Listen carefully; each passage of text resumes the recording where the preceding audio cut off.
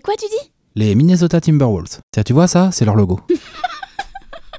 Mais avec un logo aussi moche, comment ils ont fait pour avoir des fans?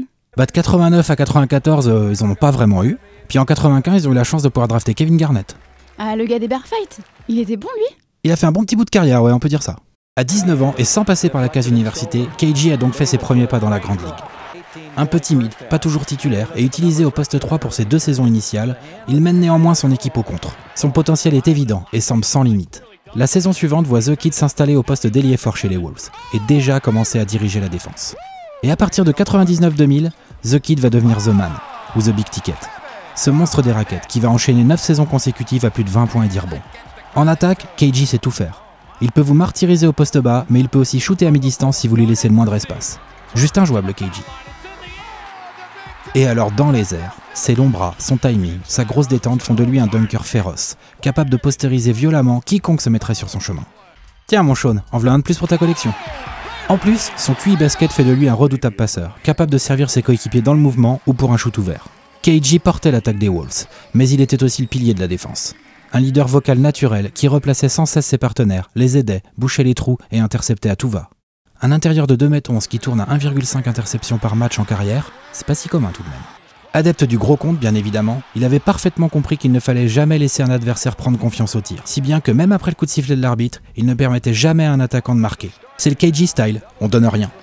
Il ne donne rien et il fait tout sur un parquet, comme en 2004, où il fut élu MVP au sortir d'une saison régulière tout simplement titanesque. 82 matchs pour 24 points, 14 rebonds, 5 passes décisives, plus de 2 contres et 1,5 interceptions de moyenne. Je vous disais bien qu'il faisait tout.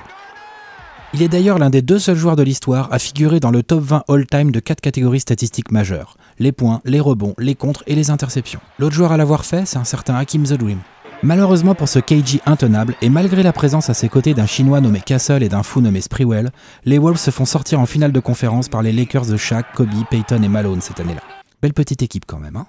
Mais il en faut plus pour décourager Garnett, qui sera encore meilleur rebondeur de la ligue les 3 saisons suivantes, mais sans que les Wolves ne réussissent à atteindre les playoffs. Et ce qui devait arriver arriva.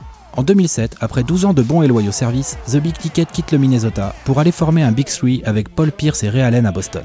Là, KG n'est plus la première option offensive. Paul Pierce oblige. Ses stats baissent un peu, mais il devient le boss de la défense verte. Le pilier, le dernier rempart d'une équipe qui joue vraiment le titre. C'est vrai que quand tu as KG au contre, Rondo qui remonte la balle avec Pierce ou Ray Allen comme option, tout devient plus facile. Plus facile pour l'entraîneur notamment.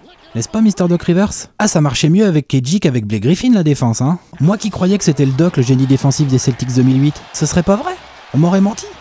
D'ailleurs, dès sa première saison au sein de la mythique Maison Verte, Garnett est élu défenseur de l'année pour la première et unique fois de sa carrière. Et ce n'est que mérité pour ce défenseur dingue, aussi bien sur l'homme qu'en aide. Un patron défensif qui arrive même à faire passer Kendrick Perkins pour autre chose qu'un sac de viande à 10 millions d'années. Ah bah oui, là t'es grillé mon Kendrick, hein. On voit bien que tu sers à rien maintenant.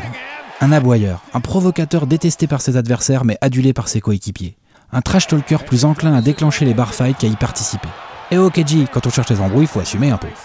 Un energizer au mental de champion. Indispensable dans la conquête d'un titre, rien que par l'intensité qu'il met sur le parquet match après match. Boston fut champion en 2008, et son Big Ticket n'y fut pas pour rien. Il obtint ainsi la bague après laquelle il courait depuis 13 ans. Garnett est aujourd'hui au crépuscule d'une carrière légendaire. Et quoi qu'il arrive à Brooklyn, pas grand chose à mon avis, le saut du Big Ticket aura frappé la NBA. Le saut d'un joueur qui aura tout donné à la balle orange et à ses fans, pendant 19, voire peut-être même 20 ans.